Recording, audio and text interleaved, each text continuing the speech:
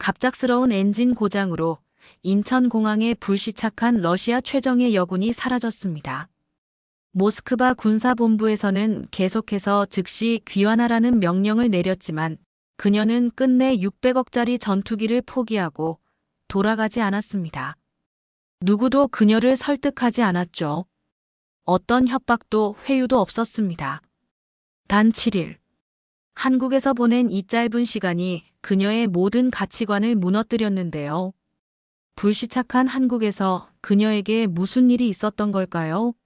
한국의 어떤 모습이 16년 경력의 냉철한 전투기 조종사를 단 7일 만에 이렇게 변화시켰는지, 도대체 무엇이 그녀로 하여금 600억짜리 전투기 조종석을 버리고 새로운 삶을 선택하게 만들었는지, 그 충격적인 이야기 지금 바로 사연을 통해 들려드리겠습니다.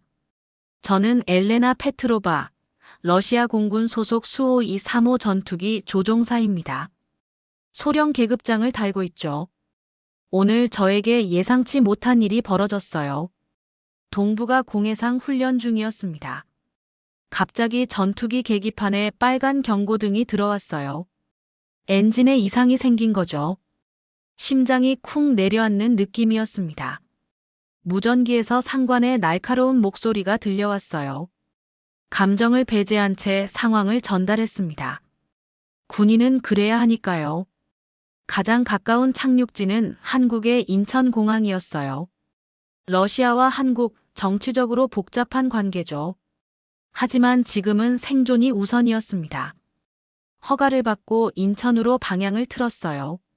손끝에 땀이 배었지만 외부로 불안함을 드러내지 않았습니다. 활주로가 시야에 들어왔어요. 숨을 깊게 들이마셨습니다.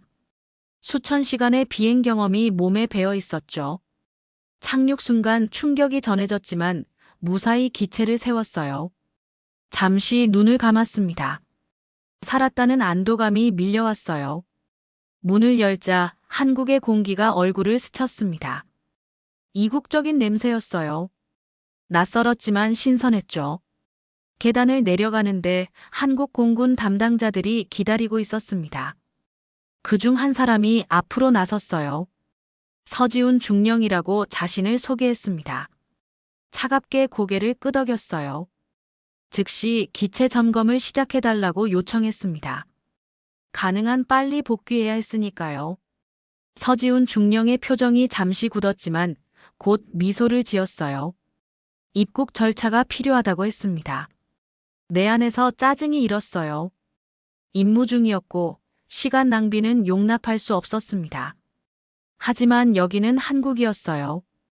그들의 규칙을 따라야 했죠. 군복 차림으로 터미널로 향했습니다. 사람들의 시선이 느껴졌어요. 러시아 공군 제복을 입은 여성이니 당연했죠. 머릿속에서는 임무만 맴돌았습니다. 가능한 빨리 수리하고 돌아가야 했어요. 그것만이 제 의무였습니다. 당시에는 이 짧은 착륙이 제 인생을 완전히 바꿔놓을 거라고는 상상도 못했어요. 입국 절차가 생각보다 빨리 끝났습니다. 외교적 문제로 번질 수 있는 상황이었지만 한국 측의 대응은 놀라울 정도로 효율적이었어요. 서지훈 중령이 저를 전투기가 있는 경납고로 다시 안내했습니다. 정비팀이 곧 도착할 거라고 했어요. 고개를 끄덕였습니다. 내 표정은 여전히 경직되어 있었어요.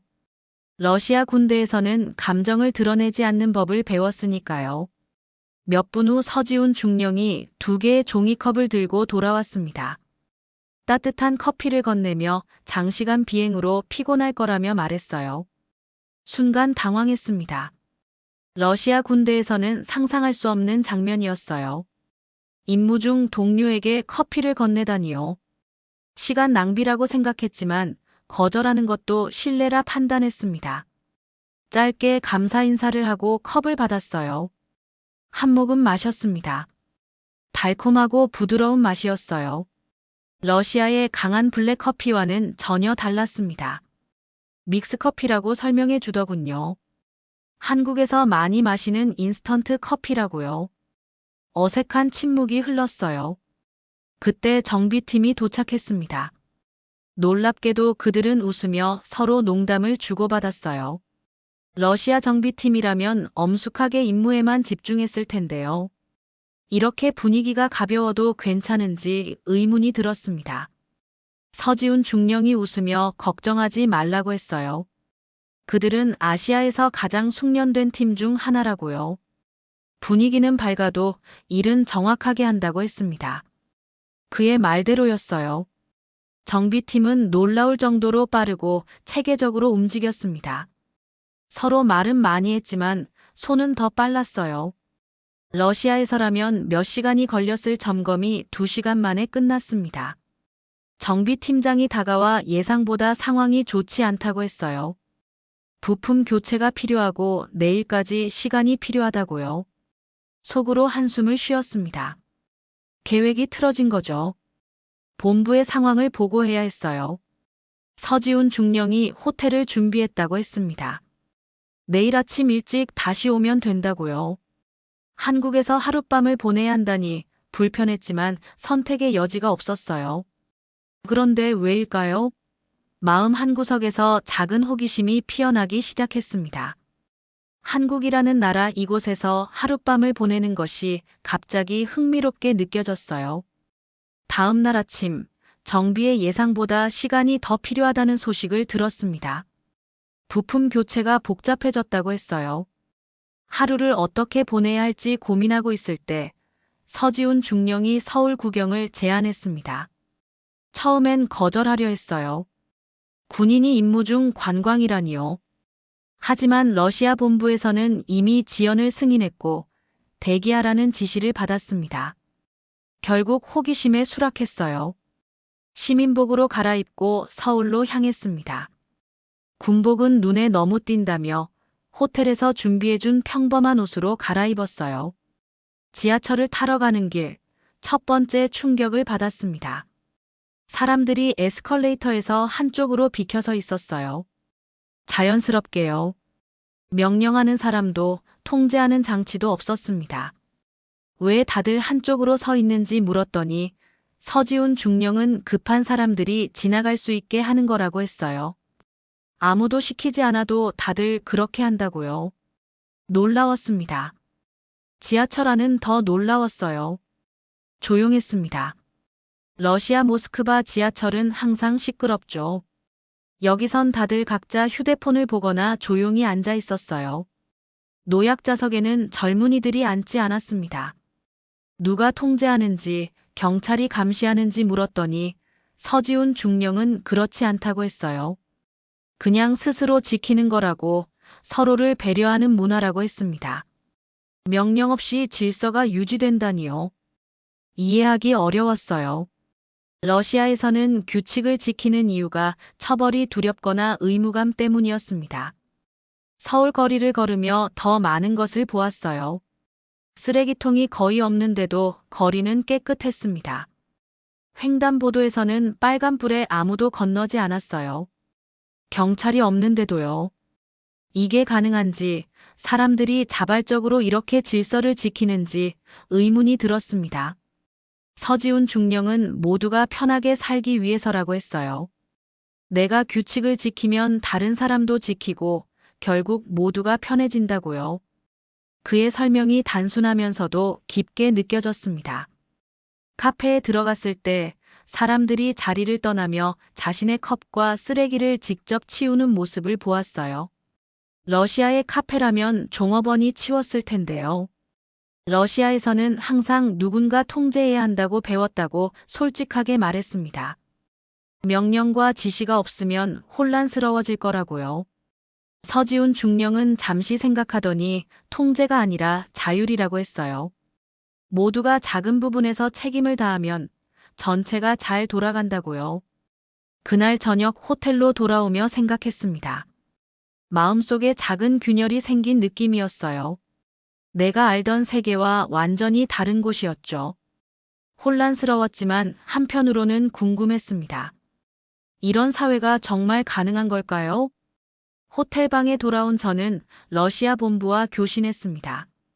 상관의 목소리는 평소보다 긴장되어 있었어요. 즉시 복귀하라는 명령이었습니다. 가슴이 조여들었어요.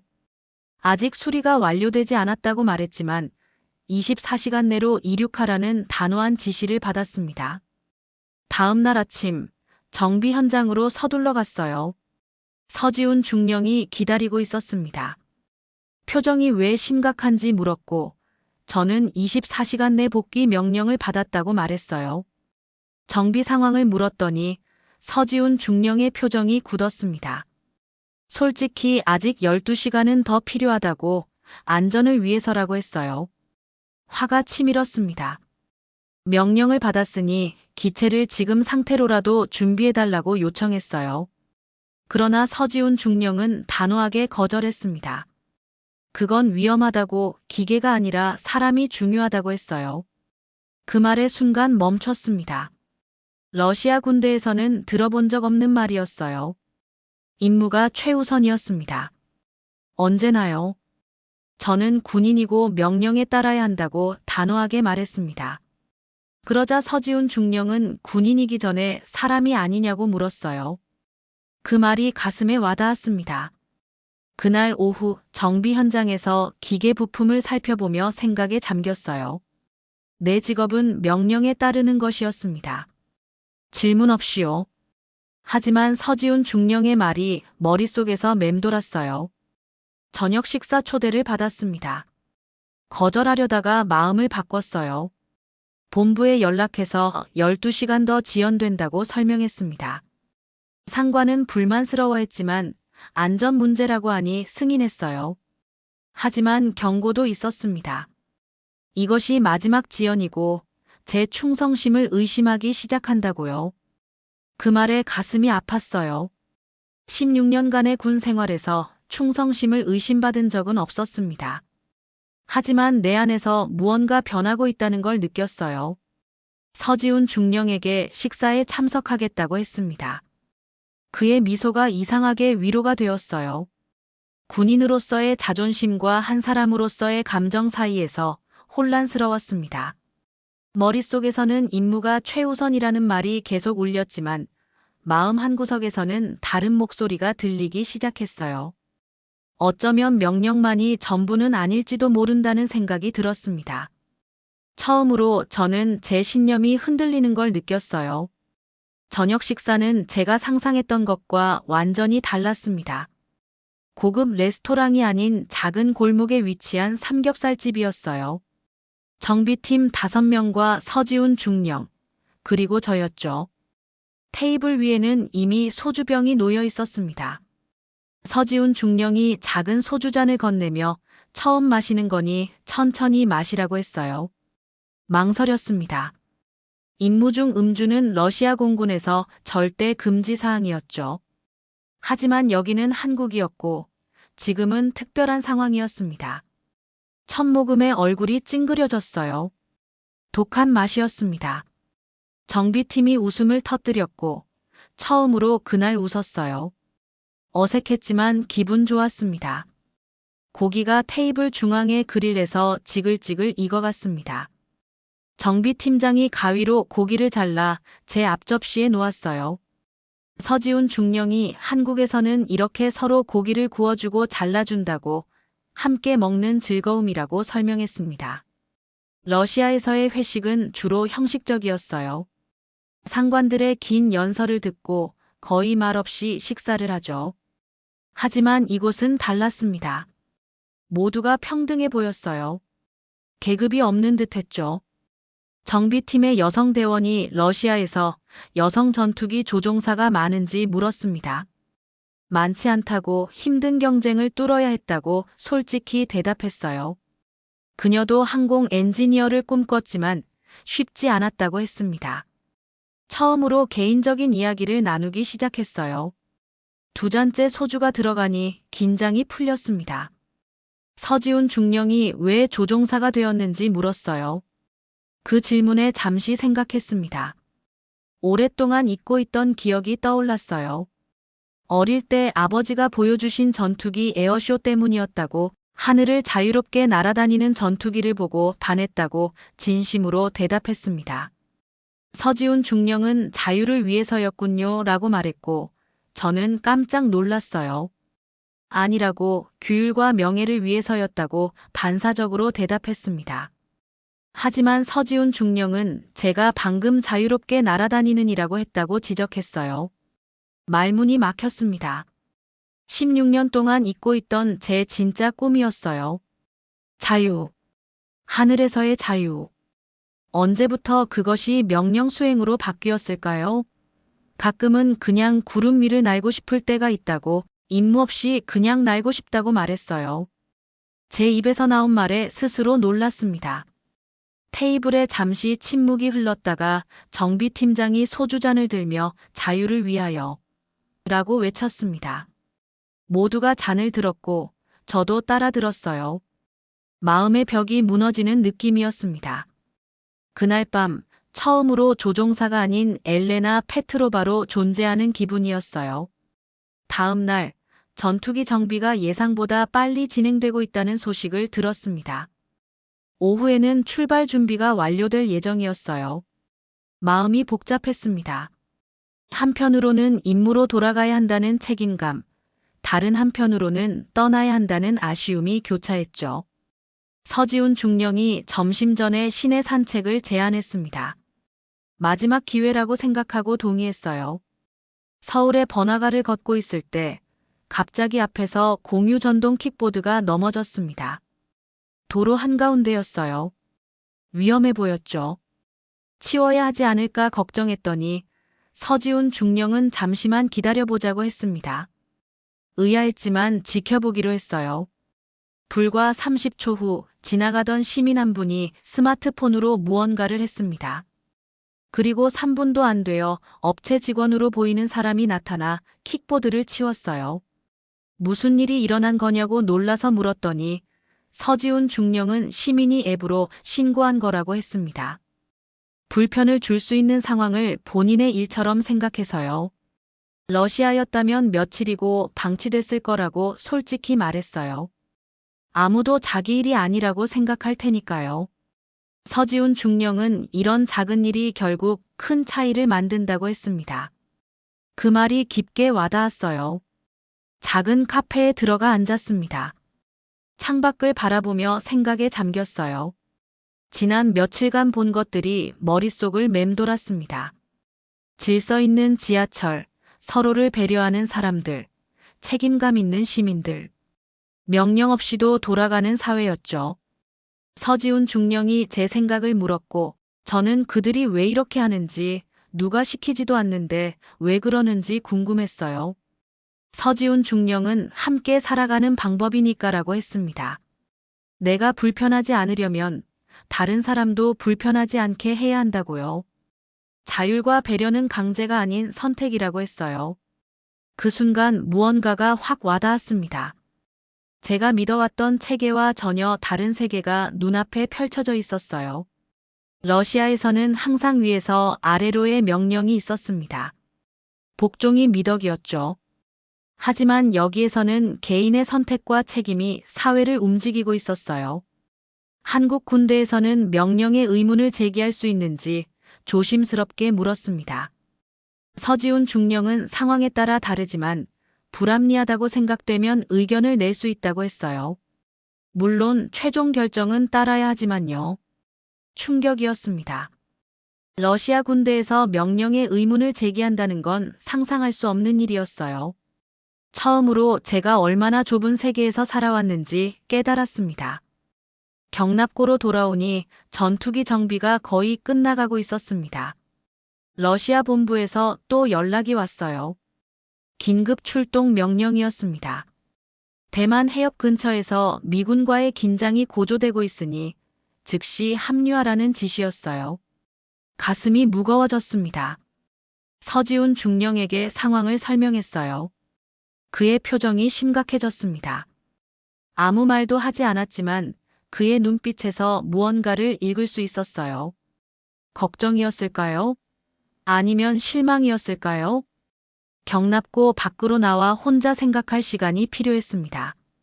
지난 며칠간의 경험이 머릿속을 스쳐 지나갔어요. 믹스커피 한 잔의 따뜻함, 에스컬레이터에서 자발적으로 한쪽으로 서는 사람들, 쓰러진 킥보드를 신고하는 시민, 그리고 자유를 위하여라고 외치며 잔을 든 순간 갑자기 모든 것이 명확해졌습니다. 16년 동안 저는 로봇처럼 명령에 따랐어요. 생각 없이, 질문 없이요. 그 과정에서 진짜 제 꿈을 잊었습니다. 하늘을 향한 순수한 열정, 자유롭게 날고 싶었던 어린 시절의 꿈이요. 서지훈 중령이 다가왔습니다. 결정하셨나요? 조용히 물었어요. 깊게 숨을 들이마셨습니다. 저, 복귀할 수 없을 것 같아요. 서지훈 중령의 눈이 커졌습니다. 무슨 뜻이죠? 이 임무로 돌아가고 싶지 않아요. 더 이상은요. 제 목소리가 떨렸습니다. 처음으로 명령에 도전하는 순간이었어요. 알고 계십니까? 이게 무슨 의미인지요? 서지훈 중령의 목소리는 진지했습니다. 고개를 끄덕였어요. 러시아로 돌아갈 수 없다는 뜻이죠. 배신자로 낙인 찍힐 거예요. 하지만 더 이상 거짓된 삶을 살 수 없습니다. 서지훈 중령은 잠시 침묵했어요. 그리고 뜻밖의 말을 했습니다. 당신도 선택할 수 있습니다. 모든 사람은 자신의 삶을 선택할 권리가 있어요. 눈물이 눈가에 맺혔습니다. 오랫동안 억눌러왔던 감정이 한꺼번에 터져 나오는 듯 했어요. 전투기 조종석에 앉아 러시아로 돌아가는 날 자신을 상상했습니다. 다시 그 엄격한 규율, 질문 없는 복종의 세계로요. 그리고 또 다른 모습을 상상했어요. 이곳 한국에서 새로운 삶을 시작하는 모습을요. 서지훈 중령이 제 어깨에 손을 올렸습니다. 결정하셨다면 제가 도울 수 있는 방법을 찾아보겠습니다. 그날 밤 호텔방에서 창밖을 바라보며 생각했어요. 저는 언제부터 하늘을 통제와 무기의 도구로만 보기 시작했을까요? 어릴 적 아버지와 함께 본 그 푸른 하늘은 자유와 가능성의 상징이었는데요. 진정한 용기는 명령에 맹목적으로 따르는 것이 아니라 때로는 그것에 맞서 자신의 양심을 따르는 것임을 깨달았습니다. 저는 이미 결정을 내렸어요. 하늘을 진정으로 사랑하는 방식으로 삶을 살 것입니다. 다음 날 아침, 서지훈 중령이 놀라운 소식을 가지고 왔습니다. 한국 정부와 접촉했고 제 상황을 설명했다고 해요. 정치적 망명은 복잡하지만 제 전문 지식이 한국 항공 안전에 도움이 될 수 있다는 점에 관심을 보였다고 했습니다. 항공 안전자문관으로 일할 기회가 있습니다. 서지훈 중령이 말했어요. 그 말에 희망이 생겼죠. 하지만 수호 235 전투기는 누군가 러시아로 가져가야 했습니다. 걱정스러웠어요. 서지훈 중령은 러시아 측에서 다른 조종사를 보낼 예정이며 제가 건강상의 이유로 비행할 수 없다고 설명했다고 했습니다. 오후에 러시아에서 온 대체 조종사를 만났어요. 옛 동료였죠. 그는 제 눈을 의심스럽게 바라봤지만 아무 말도 하지 않았습니다. 그저 짧게 고개를 끄덕이고 전투기로 향했어요. 인천공항 경납고 밖에서 수호 235가 이륙하는 모습을 지켜봤습니다. 굉음이 가슴을 울렸어요. 16년간 제 삶이었던 전투기가 하늘로 사라지는 모습이 눈물겹게 아름다웠습니다. 후회하지 않으십니까? 서지훈 중령이 물었어요. 고개를 저었습니다. 나는 하늘을 사랑해요. 하지만 총을 든 하늘은 원하지 않습니다. 한 달 후, 저는 인천국제공항 항공안전자문팀에서 일하기 시작했어요. 러시아 정부는 제게 배신자라는 딱지를 붙였지만 그건 시간이 지나면 잊혀질 거라 생각했습니다. 어느 날 퇴근길, 서지훈 중령이 공항 카페에서 커피 2잔과 함께 기다리고 있었어요. 창밖으로 활주로가 보였습니다. 비행기 한 대가 천천히 이륙하고 있었죠. 이제 그 비행기들은 무기가 아닌 사람들을 태우고 있었어요. 꿈과 희망을 향해 날아가는 비행기들이었습니다. 여기는 언제든 착륙 가능한 활주로가 열려 있습니다. 서지훈 중령이 말했어요. 그 말의 의미를 이해했습니다. 이곳 한국은 제게 새로운 시작을 허락해 주었고 언제든 다시 시작할 수 있는 기회를 주었어요. 창밖의 하늘을 바라봤습니다. 러시아에서 보던 것과 같은 하늘이었지만 이제는 다르게 보였어요. 더 넓고 더 자유롭게요. 처음으로 저는 진정한 자유를 경험하고 있었습니다. 명령에 따르는 자유가 아니라 스스로 선택하는 자유였죠. 믹스커피 한 잔을 들어올리며 서지훈 중령과 잔을 부딪혔어요. 자유를 위하여. 그리고 처음으로 진심에서 우러나오는 미소를 지었습니다. 러시아 공군 최정예 파일럿이 아닌 그저 엘레나로서요. 한국의 하늘 아래에서 새 삶을 시작한 한 사람으로서의 미소였습니다. 인생은 때로 우리가 생각지도 못한 방향으로 흘러갑니다. 저는 우연한 기체 결함으로 한국에 착륙했고 그것이 제 삶을 완전히 바꿔놓았죠. 가장 중요한 건 자신의 목소리에 귀 기울이는 용기입니다. 어떤 환경에서든 어떤 규율 속에서든 우리는 선택할 권리가 있어요. 그 선택이 쉽지 않더라도요. 여러분도 자신만의 활주로를 찾으시길 바랍니다. 오늘 사연 여기까지입니다. 엘레나의 이야기는 단순한 문화 충돌을 넘어 자아 발견의 여정입니다. 러시아의 엄격한 명령 체계와 한국의 자율적 질서 사이에서 그녀는 진정한 자유가 무엇인지 깨달았습니다. 작은 믹스커피 한 잔, 쓰러진 킥보드, 자발적 질서와 같은 일상의 순간들이 모여 한 사람의 인생을 변화시켰다는 점이 감동적입니다. 여러분은 어떻게 생각하시나요? 여러분의 생각과 의견을 댓글로 남겨주시고 구독과 좋아요를 눌러주세요. 여러분들의 관심은 감동단지의 영상 제작에 아주 큰 힘이 됩니다. 시청해주셔서 감사합니다.